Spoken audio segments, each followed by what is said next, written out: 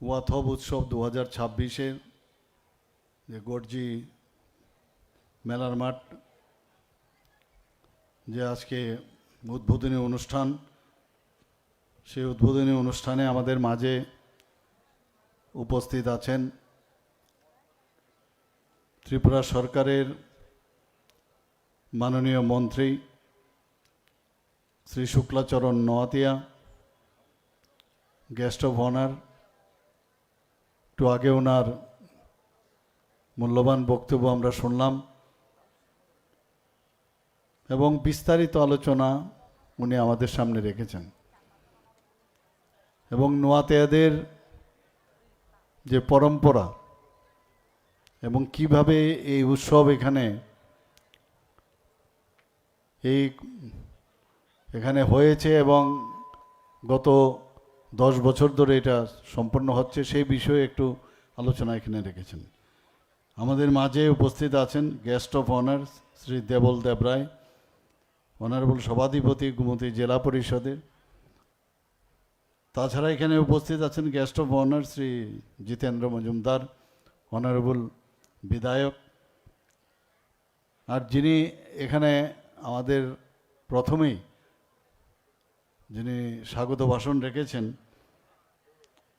আমাদের সবার অত্যন্ত প্রিয়ভাজন এবং পবিত্র বিধানসভার মাননীয় বিধায়ক, এবং ইনার এলাকার মধ্যেই কিন্তু আজকের এই প্রোগ্রামটা করছেন। এবং এই আজকের যে প্রোগ্রামের যিনি চেয়ারম্যান অর্গানাইজিং কমিটি, মাননীয় বিধায়ক শ্রী অভিষেক দেবরায় মহোদয়। আমাদের মাঝে উপস্থিত আছেন guest of honour Shri Padmalochan Tripura, honourable MDC TTADC. এখানে উপস্থিত আছেন Shri Rinku Lathar, DM and collector, Rishikesh Desai, additional SP,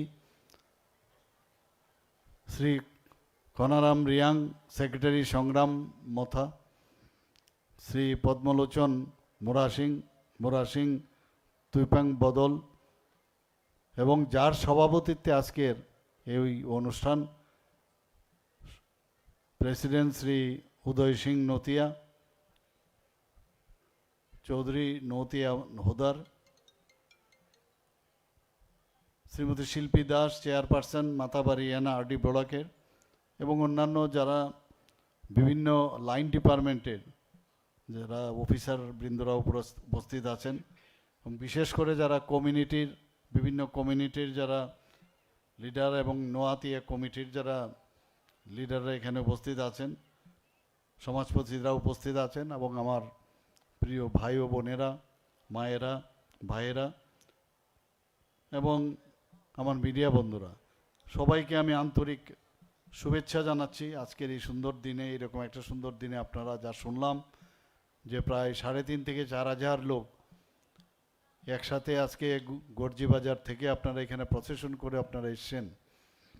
আজকে কিন্তু এর থেকে একটা নতুন একটা জিনিস কিন্তু আমি বুঝার বা আগামী দিন কি হতে যাচ্ছে ত্রিপুরার, তার একটা ঝলক আমি কিন্তু এখানে দেখতে পাচ্ছি।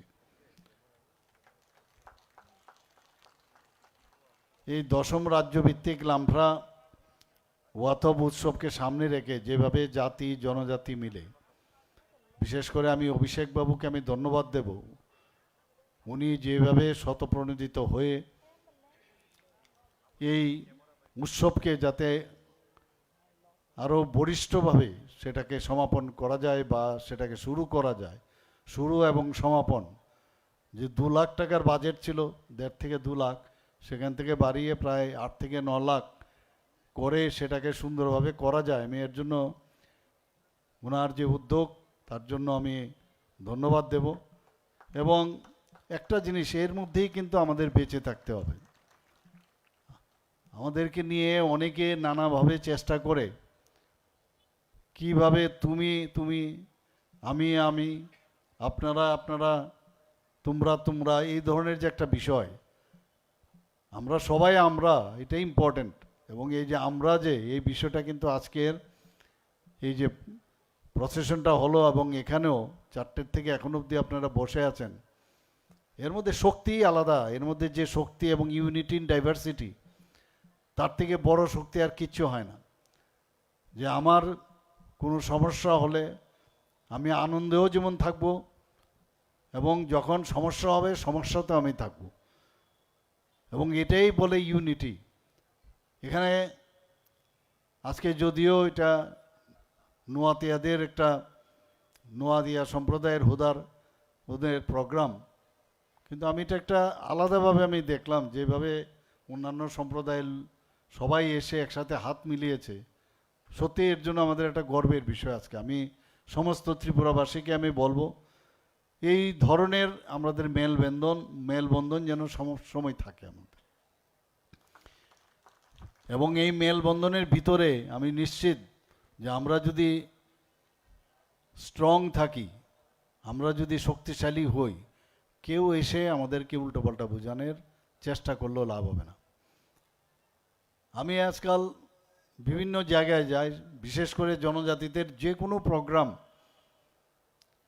যে কোনো জায়গায় হোক আমি যাওয়ার চেষ্টা করি।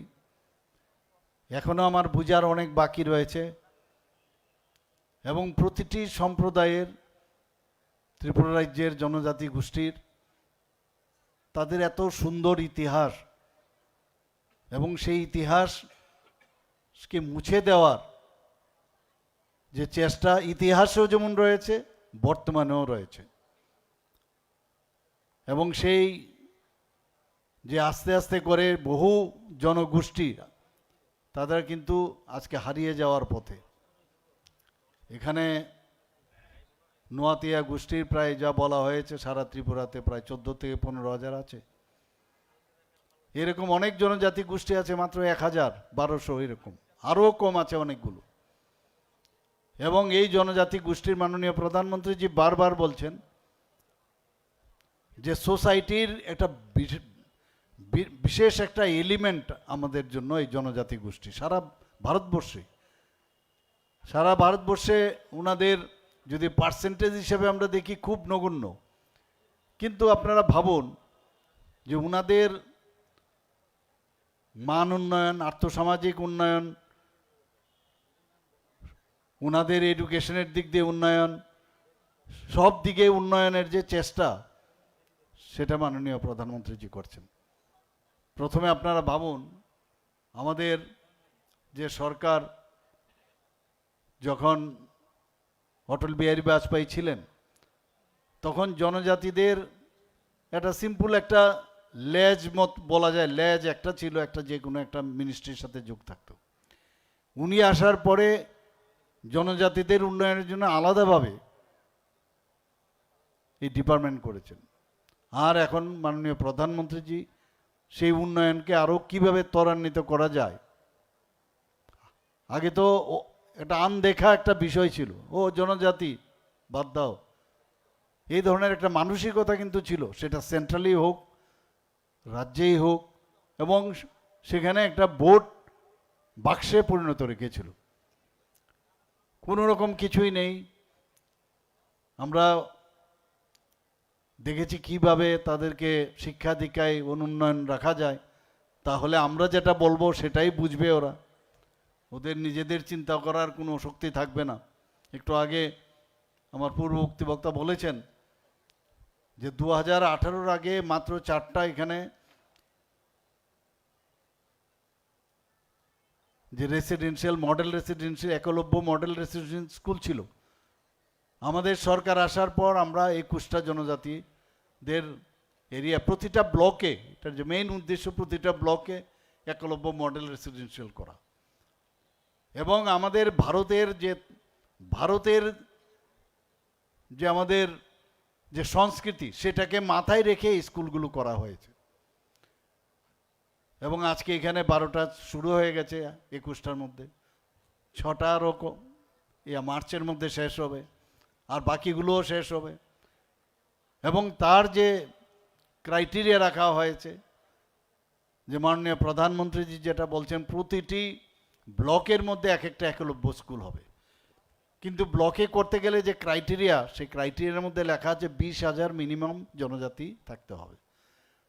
বা পপুলেশনের 50% থাকতে হবে।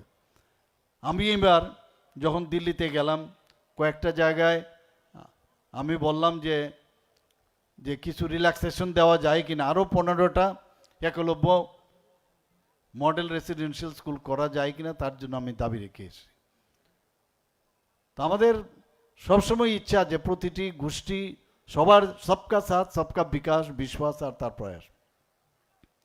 মিথ্যা কথা বলা আমাদের কোনো অবস্থায় আমাদের কালচারে নেই। হলে হবে, না হলে বলবো যে হবে না, এই সমস্যা আছে।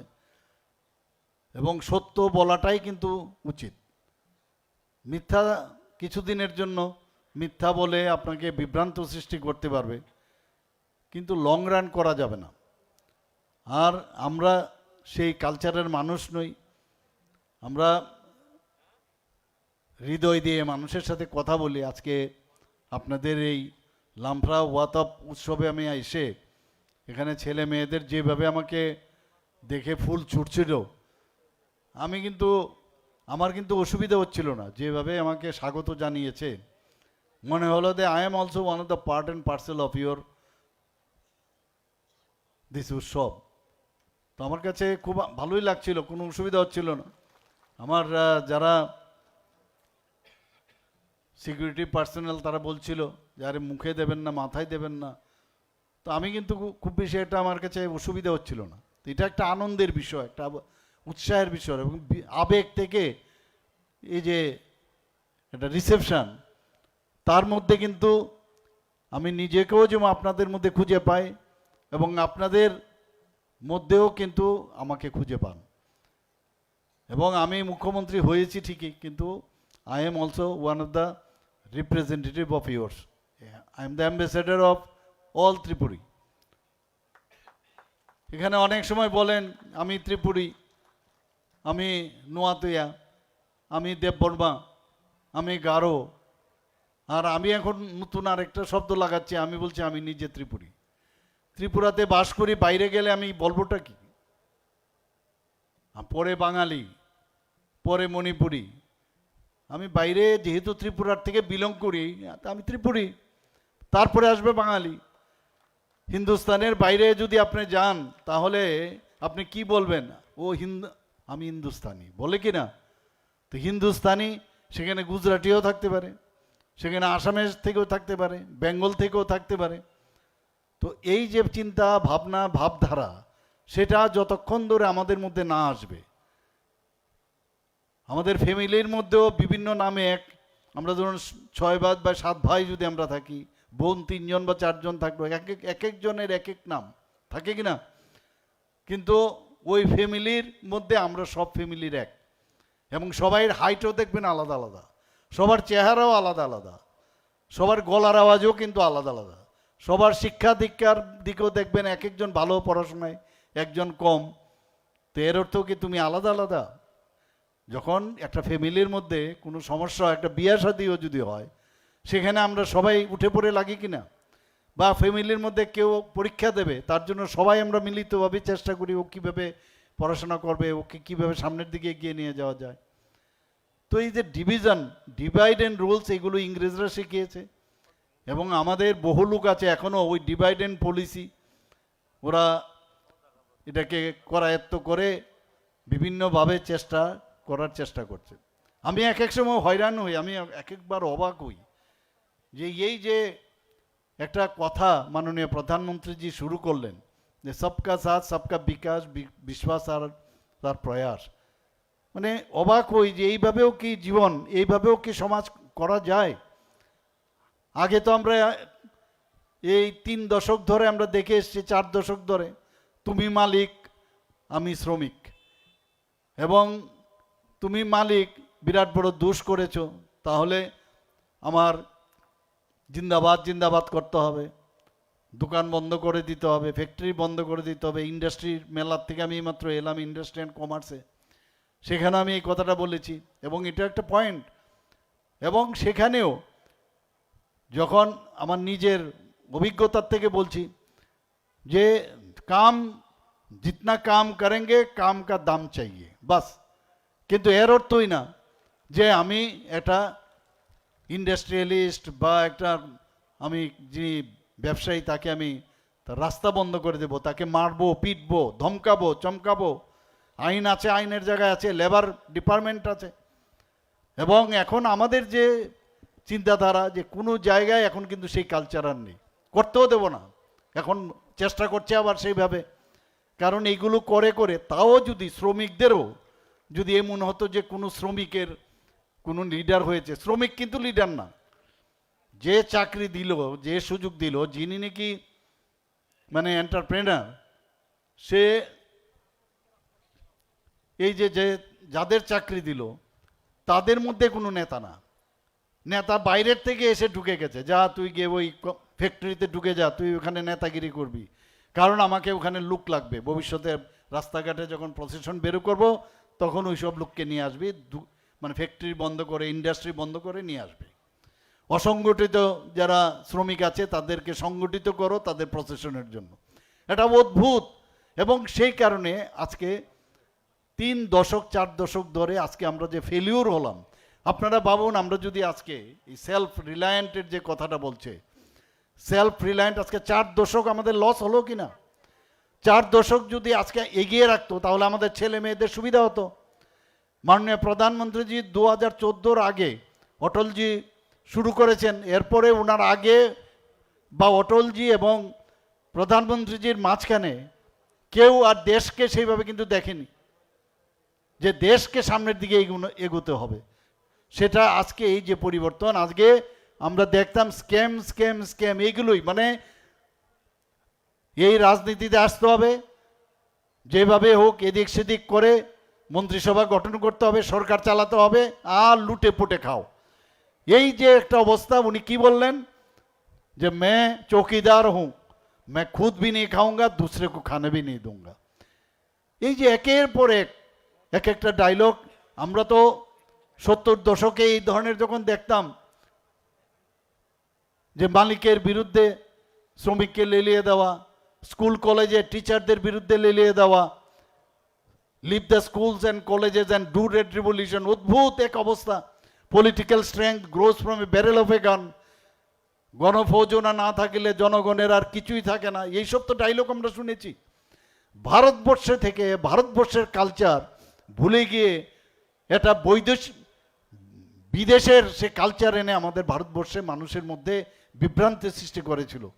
অনেক কষ্টে 2014-তে যখন মাননীয় প্রধানমন্ত্রী যে এসছেন, আর এগুলো সব উপর থেকেই করা হয়েছে, উপরওয়ালাই করেন।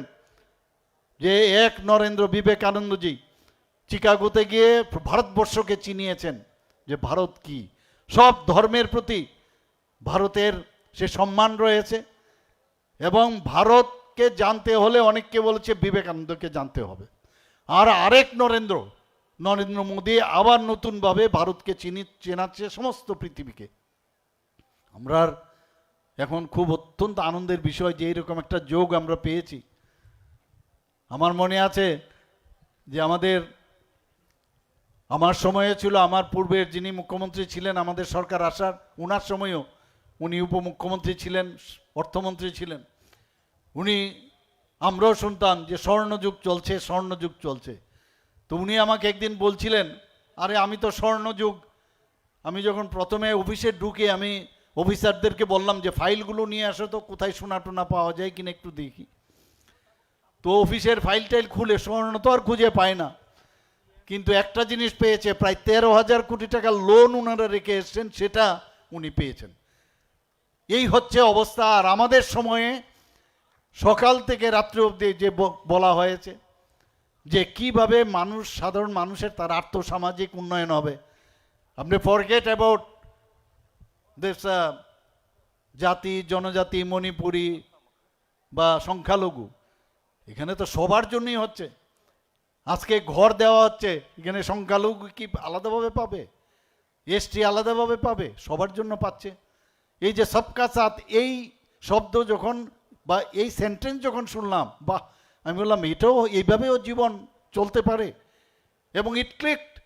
আজকে সমস্ত ভারতবর্ষের মধ্যে আপনারা দেখুন, যেখানে দিল্লির মতো জায়গায় 27 বছর পরে দিল্লিতে ভারতীয় জনতা পার্টির সরকার এসছে, মোদিজির সরকার এসছে, এখানে উড়িষ্যাতে এসছে, অন্যান্য জায়গার মধ্যেও বারবার বলছিল বোধহয় মহারাষ্ট্রতে যাবে, রাজস্থানেও যাবে, মধ্যপ্রদেশেও যাবে, আর বিহারও আবার যাবে যাবে করে এই যে গুন্ডার রাজ, এই লাল্লুর রাজ যে ছিল সেখানে কি অবস্থা ছিল, সেখানে আজকে পর পর আজকে এনডিএ সরকার এসছে। এখন বাকি কোনটা রয়েছে? গঙ্গা তো উপর থেকেই বয়, সেটা শেষ কোথায় আসছে? বেঙ্গল। বেঙ্গলও আবার সেই সবকা সাথ সবকা বিকাশ বিশ্বাস আর তার প্রয়াসে আবার ওয়েস্ট বেঙ্গলও প্রধানমন্ত্রী নরেন্দ্র মোদীজির সরকার সেখানে ঘটবে। এই সরকার গঠনের অর্থ এই না, আমি জানি এটা কোনো রাজনীতির কোনো ভাষণ না এখানে, এবং আপনাদের যে উৎসব এখানে কিন্তু রাজনীতির বাইরে। কিন্তু আমি সরকার হিসেবে আপনাদের বলছি যে আপনাদের এই যে আনন্দ উৎসব কখন করবেন? যদি দেশে শান্তি প্রতিষ্ঠিত থাকে, যদি একটা ফিল গুডের একটা ভাবনা চিন্তা থাকে, আমার ছেলে মেয়েদের তাদের রাত্রে 12টা 1টার সময় যদি যায় কোথাও, সে নিশ্চিন্ত মনে যেতে হবে, কোনো জায়গায় কিচ্ছু হবে না। স্কুলে যাবে তার সুযোগ থাকতে হবে, কলেজে যাবে কলেজে পড়ার সুযোগ থাকতে হবে। আজকে সেই সুযোগ সুবিধা তখনই হবে যখন দেশে শান্তি থাকবে, রাজ্যে শান্তি সম্প্রীতি থাকবে। আমরা সেই ব্যবস্থা আমরা করছি এখন ত্রিপুরাতে। আগে ভাবুন, আমি উদয়পুরেও হসপিটাল আমার এখানে পোস্টিং ছিল কোনো এক সময়, আগরতলা থেকে যখন আসতাম আমার মনে হতো সে পাহাড় দিয়ে আসবো যে কখন যে কি হবে বলা মুশকিল। দুই দিকে বিশালগড়ের এইদিকে আগুন জ্বলছে, এইদিকে আগুন জ্বলছে, কিরকম একটা অবস্থা ছিল আপনারা ভাবুন। কোথার থেকে আপনি সুস্থভাবে চিন্তা করে আপনি কিভাবে ডেভেলপমেন্ট করবেন? এই দিনগুলো 80 দাঙ্গার কথা ভুলে গেলে চলবে না। প্রায় 2000 থেকে 3000 জাতি জনজাতি লোকের মৃতদেহের উপর দিয়ে কিন্তু আজকে আমরা এখানে বসে আছি। আজকে দিল্লিতে যখন শিখ দাঙ্গা হয় তাদের নিয়ে খুব হইচই, কিন্তু এই ত্রিপুরার মতো জায়গার মধ্যে এতগুলো লোককে আমরা হারিয়েছি, এতগুলো লোক খুন হয়েছে এখানে, তাদের বিষয়ে কেউ কথা বলছে না। তো দুঃখ লাগে তাদের সময়ে এখানে জনজাতি গোষ্ঠীর বিশেষ করে তাদেরকে কিছু লোককে তাদের সৃষ্টি এই উগ্রপন্থী সৃষ্টি করা। এখানে আসবো কখন, কাকে ধরে নিয়ে যাবে, কাকে খুন করে নেবে, এবং তাদের সৃষ্টিকে এই যে ট্রেনের লাইনের বাইরে তাদের পরিচালিত করেছে। আমাদের সরকার আসার পর আজকে নর্থ ইস্টার্ন জোনে প্রায় 12টার থেকে 11টার মতো, 11টার থেকে 12টার মতো মৌ আমরা করেছি, অ্যাকর্ড করেছি মাননীয় প্রধানমন্ত্রীজির নেতৃত্বে, আমাদের যশস্বী গৃহমন্ত্রীজির নেতৃত্বে। আজকে নর্থ ইস্টার্ন জোনে শান্তি প্রতিষ্ঠিত হয়েছে। আগে আমরা যখন গুয়াহাটি যেতাম এক এক সময় ভয় লাগতো, গুয়াহাটি রেলওয়ে স্টেশনে না বোম ব্লাস্টিং হয়, আপনারা সবাই জানেন। নিরীহ মানুষ তাদের প্রাণ চলে গেছে। ত্রিপুরাতে আমরা আজকে আগরতলা থেকে যদি উদয়পুর যেতাম 12 ঘন্টা 14 ঘন্টা 18 ঘন্টা লাগতো, এসকর্ট ছাড়া যেতে পারতাম না। এখানেও সেম। সাবরুমের অবস্থা তো চিন্তাই করতে পারবেন না আপনারা, কি একটা অবস্থা ছিল। আজকে এখানে বাজে প্রায় 10টা, এতক্ষণে বাড়ি চলে যেতেন আপনারা। কোথার থেকে এই প্রোগ্রাম করবেন? এই মায়ের গমন, দুর্গা পূজা, সরস্বতী পূজা, আপনাদের সমস্ত সংগ্রামা পূজার থেকে আরম্ভ করে যতগুলো পুজো হচ্ছে, আজকে শান্তি প্রতিষ্ঠিত হয়েছে বলেই মনের শান্তিতে আপনারা কিন্তু সবাই একত্রিত হয়েছেন যে না, আমার ভয় নাই, আমার ডর নাই, আমার কোনো চিন্তা নাই। কারণ আমাদের কেউ একজন গার্জিয়ান আছে যিনি আমাদেরকে, আমি বলছি না যে সব 100% আমরা করতে পারবো, কিন্তু আমাদের প্রচেষ্টা আছে কিনা। আজকে মেডিকেল কলেজ হয়েছে এখানে, এখানে ডেন্টাল কলেজ হয়েছে এখানে। আমাদের সময়ে মাত্র 8 থেকে 9টা আসন ছিল, আজকে এখানে 450টা আসন হয়েছে। বিডিএস এর মাত্র একটা আসন ছিল, 63টা আসন হয়েছে। বিএসসি নার্সিংয়ের একটা আসন ছিল। সরকারি পর্যায়ে আমরা বিএসসি নার্সিংয়ের 50টা আসনের আমরা কলেজ খুলেছি। এখানে জিএনএম, এএনএম এবং pharmacy college, national law university, আমাদের ন্যাশনাল ফরেন্সিক ইউনিভার্সিটি, এখানে ন্যাশনাল সংস্কৃত ইউনিভার্সিটি, এখানে agriculture university, fishery university, veterinary college. কোনটা না আপনারা বলুন। আপনাদের এখানের মধ্যে আমি হোমিওপ্যাথিক কলেজ একটা শুরু করছি। আমি আগরতলার মধ্যে যে স্টেট হোমিওপ্যাথিক হসপিটাল আছে, 75 কোটি টাকা তার জন্য স্যাংশন দেওয়া হয়েছে দিল্লির থেকে। আমি যখন বললাম আপনাদের তেপানিয়াতে আয়ুর্বেদিক কলেজ, মেডিকেল কলেজ হবে আয়ুর্বেদিক, তার জন্য 75 কোটি টাকা দিয়েছেন হেলথ মিনিস্টার মহোদয়, ইউনিয়ন হেলথ মিনিস্টার। তো এই যে ডাবল ইঞ্জিনের সরকার যা চাই তাই দিচ্ছে, এবং মেইন উদ্দেশ্য কি? মানুষের সেবা আমাদের কাছে ধর্ম, সেবাই আমাদের কাছে ধর্ম। আজকে আমরা যদি সবাই ইউনাইটেড থাকি এবং ছোট ছোট বিষয় নিয়ে, ছোট ছোট ঘুম থেকে উঠে খালি চিন্তা করবে কোনো ইস্যু পাওয়া যায় কিনা, কোনো ইস্যু পাওয়া যায় কিনা, এবং সেই ইস্যু ভিত্তিক যে ইস্যুগুলো কোনো ইস্যুই না, ইস্যু সৃষ্টি করে বিভ্রান্ত করে রাস্তায় নামা। আমি এখানে উদয়পুরে আমার মনে আছে যে কি বিষয়, একজন জনজাতি, উনি ডিস্ট্রিক্ট ম্যাজিস্ট্রেট ছিলেন এখানে, চাকমা বাবু, চাকমা সাহেব, উনার সাথে দেখা হয়নি, তার জন্য তালা নিয়ে পরের দিন আন্দোলন, তালার ছড়ি নিয়ে তার মানে তার অফিস বন্ধ করে দেওয়া। এটা কোন ধরনের আইন, কোন ধরনের মানে আন্দোলন? রবিবার দিন একজন ডিস্ট্রিক্ট ম্যাজিস্ট্রেট কি করে কথা বলবে রাত্রে 10টার সময়, 11টার সময়? অদ্ভুত। মানে এইভাবে বিশৃঙ্খলা সৃষ্টি করো, তার মধ্যে যত ঘোলা মাছ, যত জল ঘোলা করা যাবে তার থেকে আসল মাছটা কিভাবে ধরা যায়, এই ধরনের সংস্কৃতি। দেখছে যে এইসব করে কোনো লাভের লাভ হচ্ছে না, আর মারধর তো আছে একটা, তোমার আমার মারো পিটো, যতটুকু পারো মারতে থাকো, আমাদের কথা যদি না শুনে মারবে পিটবে। আরে দেশে আইন কানুন আছে কিনা, আইনের শাসন আছে কিনা? এইসব আইনের শাসন যেহেতু রয়েছে, আমরা আইনের মাধ্যমে যেখানে বিশৃঙ্খলতা উশৃঙ্খলতা, সেখানেই শান্তির জন্য মাঝে মাঝে শক্তিও আমরা প্রয়োগ করব, এবং সেটা যতদিন অন্ততপক্ষে আমি মুখ্যমন্ত্রীর পদে আছি আমি সেটা করে যাব। বন্ধুগণ, আজকে এখানে আমার যে পূর্ববর্তী বক্তারা এখানে বিশেষভাবে আলোচনা করেছেন, আমরা চাই যে জনজাতি গোষ্ঠীর উন্নয়ন, আমরা চাই জনজাতিদের অনেক সমস্যা রয়েছে, কারণ আগে ওনাদের জন্য কেউ কোনো দিন ভাবেনি, এবং আমরা তাদের উন্নয়নে আমরা প্রতিজ্ঞাবদ্ধ। আমি কারণ কি, দিল্লিতে যখন আমাদের লিডারদের সাথে আমি কথা বলি, দেখি বলে আরে यार जब तक ये शेड्यूल ट्राइब और ट्राइब्स लोगों का अगर उन्नयन नहीं होगा कभी भी कुछ नहीं होगा। আজকে বিশ্বকর্মা যোজনা আপনারা ভাবুন, যাদের কথা কেউ কোনোদিন ভাবেনি, 13,000 কোটি টাকা, এই যে 18টা গ্রুপের, এই যে বারবার যারা এই যে কাঠমিস্ত্রি, আজকেও আমি দেখেছি মেলাতে বিশ্বকর্মা যোজনায় আমাদের ছেলে মেয়েরা কত সুন্দরভাবে ওরা ডেভেলপ করে গেছে, আমি দেখে অবাক হয়ে গেলাম। তো একের পর এক যাদের কথা কেউ কোনোদিন ভাবেনি, আমরা এখন তাদের কথা আমরা এখন ভাবি, এবং এটা ভাবার মানে এর জন্য না যে এটা তাদের থেকে আমাদের যে একটা রিলেশন সেটার জন্য না, তাদের দিস ইজ দেয়ার রাইট, তাদের অধিকারকে আমাদের তরফ থেকে দেওয়া।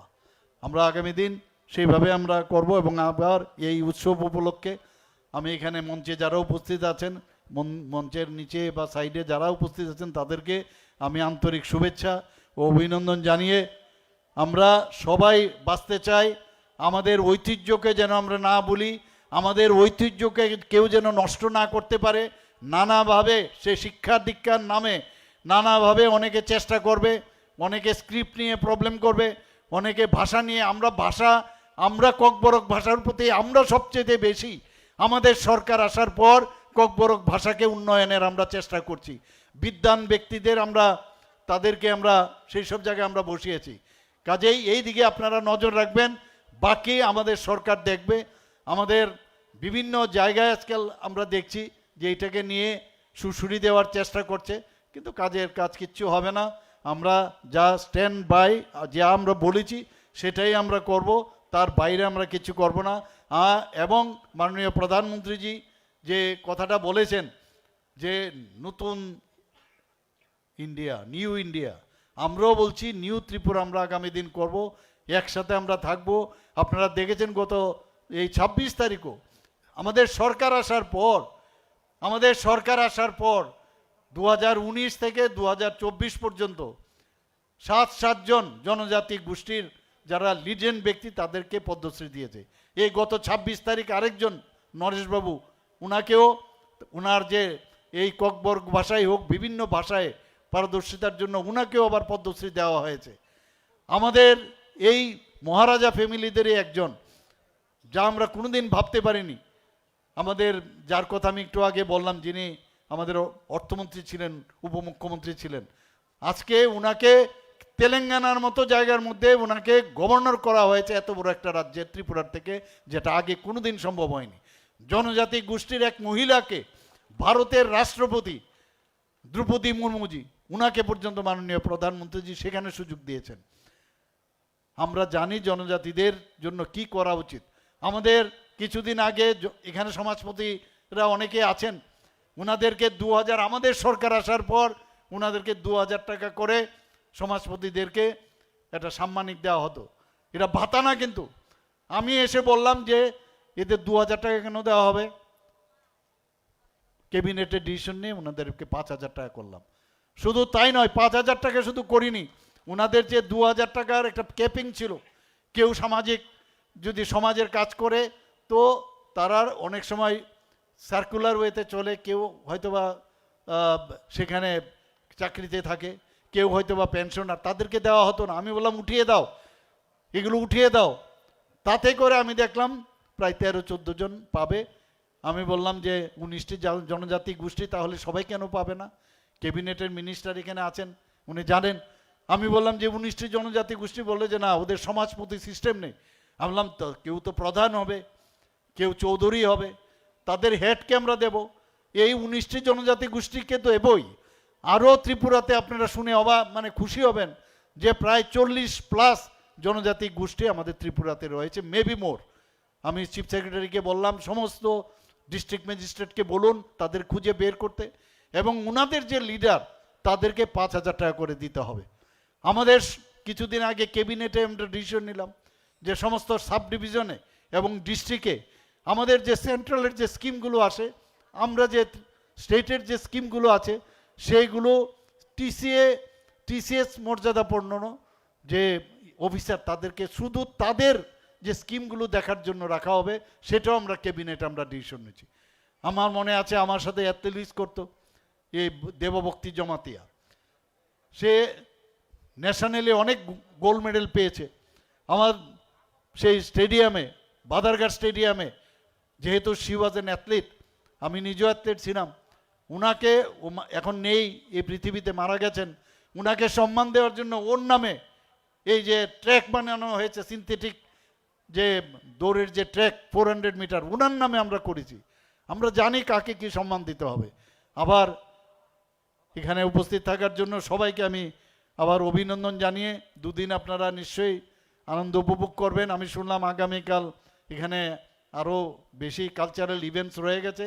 সবাইকে আবার আমি আমার ব্যক্তিগত তরফ থেকে, সরকারের তরফ থেকে হার্দিক অভিনন্দন, শুভেচ্ছা জানিয়ে আমার কথা বলা শেষ করছি। সবাইকে নমস্কার, হামবাই।